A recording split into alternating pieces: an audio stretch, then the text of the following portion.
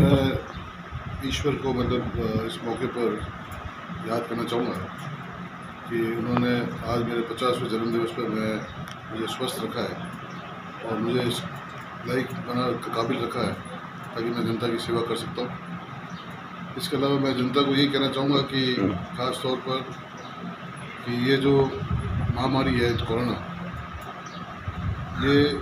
महामारी का रूप मतलब बहुत विकट रूप ले सकती है अगर हमने इसमें ध्यान नहीं रखा, अगर हमने मास्क नहीं पहना, सोशल डिस्टेंसिंग मेंटेन नहीं करी और हमने सैनिटाइज़र यूज़ नहीं करे और हमारे कार्य क्षेत्र में भी हमें उस पर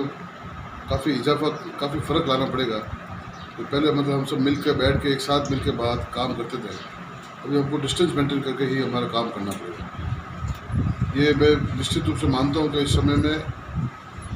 ग्रामीण क्षेत्र में तो नरेगा छोटे मोटे मतलब काम शुरू हो गए हैं, पर आज भी मतलब ऐसे शहरी क्षेत्र में जो व्यवसाय मतलब जो फैक्ट्रियाँ चलती थी या जिस तरह से व्यवसाय चलता था उसमें लोगों को मतलब अपना रोज़गार मिलता था। आज उन शहरी क्षेत्र में लोगों को ग्रामीण के तुलना में आज भी लोगों के पास काम नहीं है। नरेगा शहरी क्षेत्र में चलता नहीं है। सरकार को इस टाइम मतलब सोच कर शहरी क्षेत्र में भी मतलब कोई न कोई ऐसे काम शुरू करने चाहिए जिस पे आम गरीब व्यक्ति मतलब अपना जीवन यापन कर सकता है, अपने परिवार को पाल सकता है, अपने परिवार को दवाई दे सकता है और उनको रोज़गार भी मिले तो अपने परिवार को मतलब 2 व्यक्ति रोटी उसको मिल सके। और मेरे जितने भी प्रवासी बंधुओं से निवेदन है कि आप जितने भी प्रवास से बता रहे हैं, निश्चित रूप से आप 14 दिन का क्वारंटाइन घर पे ही रखें, जिससे हो सकता है कि मैं नहीं चाहता, भगवान करे किसी के पास भी ऐसी महामारी नहीं हो, और किसी व्यक्ति को हो वो होम क्वारंटाइन नहीं रहेगा तो कितने दिनों को आगे ये महामारी इस वायरस को मतलब आगे इन्फेक्ट करेगा, इसकी हम कल्पना नहीं कर सकते। मैं जितने भी प्रवासी बंधु, क्योंकि आप अपने बाहर से आके अपने गांव में आपने प्रवेश किया है, मैं यही कहूँगा कि आप उन गरीबों के शुद्ध लेके ऐसे व्यक्तियों को मतलब चयन करें, मतलब जो व्यक्ति वास्तव में जो गरीब है, जिसके पास खाद्य सुरक्षा के तहत उसका गेहूँ में नाम नहीं है, उसके पास कोई रोज़गार का साधन नहीं है, ऐसे व्यक्ति को चयन करके, ऐसे कई लोग हैं जो मतलब वास्तव में बहुत गरीब है। मेरे पास रोज़ मेरे पास ऐसे लोग आते हैं, उदाहरण के तौर पर तो मैंने पिछले 2 दिन से मैंने ऐसे कम से कम 5 परिवार देखे हैं जो माँ उनके बच्चों को लेकर आती है, जो वो लड़का मतलब मेंटली हैंडीकैप है और वो विधवा है,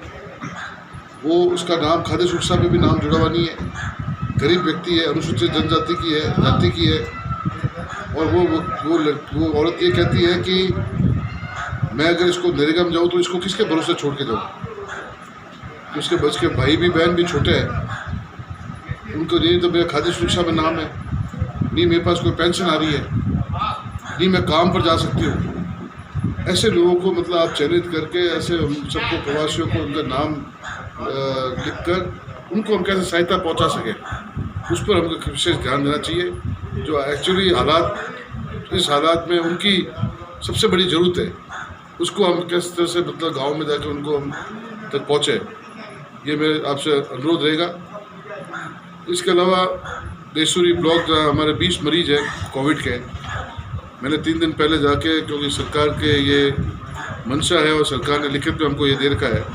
कि 20-21 और 21-22 का पूरा बजट मेडिकल उस पर खर्च करना है, क्योंकि 20 पेशेंट हमारा देशूरी में है।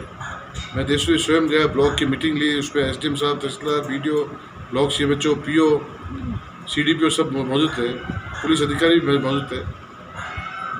लगभग 100 तो थर्मोमीटर्स दिए मैंने। एक बेस एम्बुलेंस जो कई सालों से उनकी ख़राब थी वो मैंने एक सैंक्शन की है। PPP किट जो उनकी आवश्यकता है 500 किट दिए, 10,000 ग्लव्स दिए, N95 के लगभग 2,000 मास्क दिए। मोस्टली है उसमें मतलब रेफ्रिजरेटर नहीं था, डीफ्रीज नहीं था, वो डीफ्रीज दिया।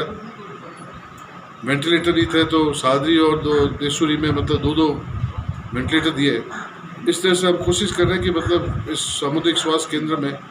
और प्राथमिक स्वास्थ्य केंद्र में और उप स्वास्थ्य केंद्र में जो भी मतलब आम आवश्यकता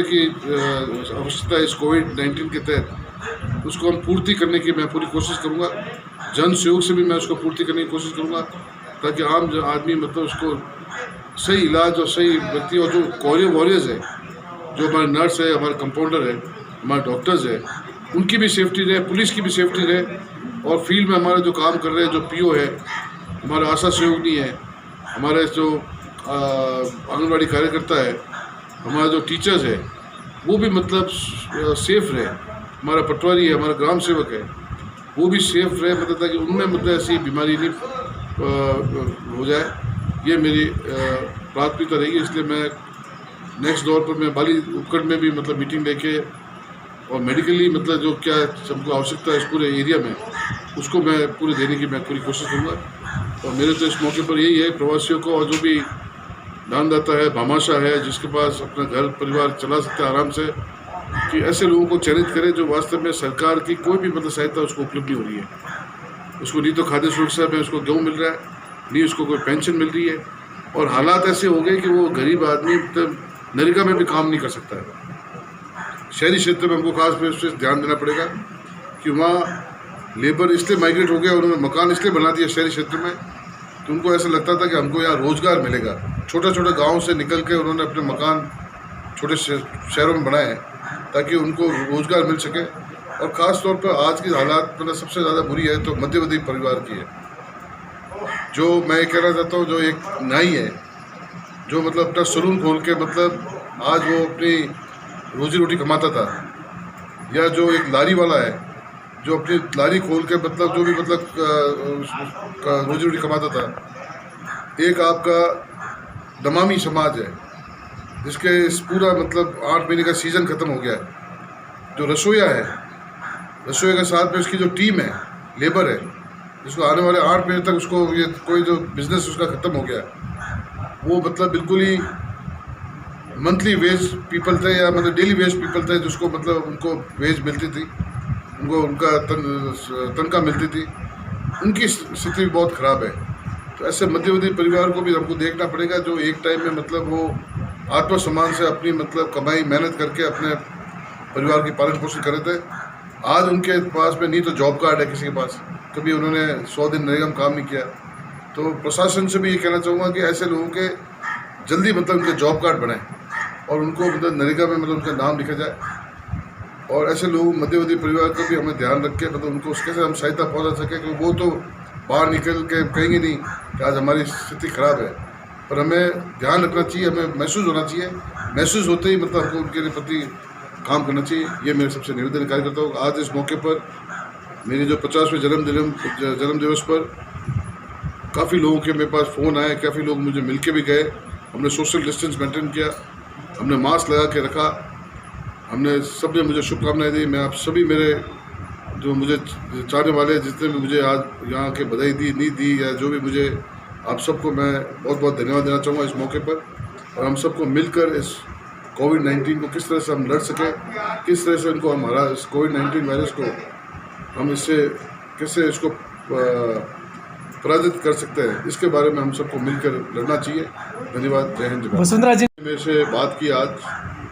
उन्होंने इस पूरे क्षेत्र की जानकारी ली और उन्होंने ये भी कहा कि इस मौके पर हम सबको काम करना है, पर हम अपना खुद का भी ध्यान रखें, सोशल डिस्टेंस मेंटेन रखें, मास्क पहने और कोशिश करें कि हम सबको मतलब अपना अपना दायित्व अपने हर गांव में मतलब आपके जो कार्यकर्ता है वो अपना दायित्व निभाए। एक व्यक्ति सब जगह पहुँचना मतलब वो भी सही नहीं है, पर अपने अपने कार्यकर्ता अपनी दायित्व निभाए मतलब और गरीब व्यक्ति की सेवा करें। तो मैं समझता हूँ कि ये एक बहुत बड़ा अच्छा मैसेज रहेगा और सब जने मिलजुल के हम काम कर सकते हैं। उन्होंने ये भी कहा कि ख़ास तौर पर सिरोही, जालोर, पाली और बाड़मेर और जोधपुर, इन जिलों में मतलब प्रवासी खूब बाहर जाते हैं। उन्होंने मतलब काफ़ी बड़ी संख्या में मतलब उनका प्रवेश हुआ है। उनको भी यही क्या कि मतलब आप सब जने पहले 14 दिन होम क्वारंटाइन रहे, ताकि इसकी सेफ्टी मतलब आपके परिवार को भी होगी और पूरे गांव को और पूरे समाज को भी होगी। उनके यही निर्देश थे कि हम सब जने क्वारंटीन रहे, मतलब बाहर से आए तो हम सब क्वारंटीन रहे, ताकि दूसरे स्वास्थ्य पे भी हम उनका ख्याल रखना हमारा प्राथमिकता रहेगी। और इस मौके पर उन्होंने कहा कि हम सब जने कार्यकर्ता अपनी जिम्मेदारी को मतलब अपने क्षेत्र में जहाँ बैठे हैं, अपनी जिम्मेदारी अपने क्षेत्र में जहाँ बैठे हैं वहीं उसको सही ढंग से मतलब उसको निभा पाए, तो ही मतलब वो अच्छा रहेगा, हम सब के लिए ठीक रहेगा, ताकि इस महामारी को हम फैलने नहीं दें। और ये उनकी सबसे बड़ी मंशा थी। आपने मतलब जो बूथ वाइज कार्यकर्ता है उन सबको मैंने ये कह रखा है कि आपके बूथ स्तर पर मतलब आप ऐसे देखे चैलेंज करें ऐसे लोग जो हकीकत में मतलब उनकी परिस्थिति खराब है, मतलब उनका जो रोजगार छीन गया है, उनके पास आज कोई काम करने का कोई साधन नहीं है, वो रोजगार कमाने का कोई साधन नहीं है, उनका नाम भी मतलब हम मतलब उसमें अंकित करें और नाम एक सूची बनाएं, ताकि हम उसको कैसे मतलब उसको लाभान्वित कर सकते हैं, कैसे हम सब मिलकर मतलब भामाशाह को साथ में रखते हैं, जनसेवक ऐसे रिलीजियस ट्रस्ट को हम साथ रख के कैसे हम उनको मतलब हम देश उनको सहायता प्रदान कर सकें, उनकी लिस्ट बनानी बहुत ज़रूरी है, जो मतलब आत्मसम्मान के रूप में मतलब वो बाहर निकलता नहीं है, कुछ कहता नहीं है।